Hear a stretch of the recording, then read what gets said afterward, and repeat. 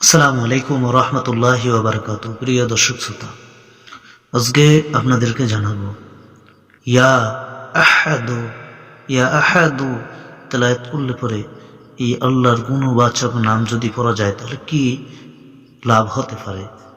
কোনো ব্যক্তি যদি কোনো নতুন কাজ শুরু করার পূর্বে এই ইসম মোবারক যদি 9 বার পাঠ করে, তাহলে সে যেই কাজই করুক না কেন, সমস্ত রকমের কাজ শুরু করার আগে আল্লাহর এই গুণবাচক নাম পড়লে আল্লাহ পাকের রহমতে ওই কাজের পূর্ণতা লাভ করবে, ওই কাজের মধ্যে সে লাভবান হবে।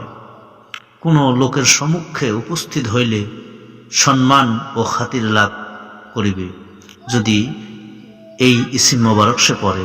এই ইসিম মোবারক শেষ রাতে কোনো ব্যক্তি সেজদায় গিয়ে যদি 1000 বার পাঠ করে, তবে সেই ব্যক্তি ধন সম্পদের মালিক হইবে, আল্লাহ পাক তাকে দান করবেন এই আল্লাহ পাকের গুণবাচক নামের ওসিলায়।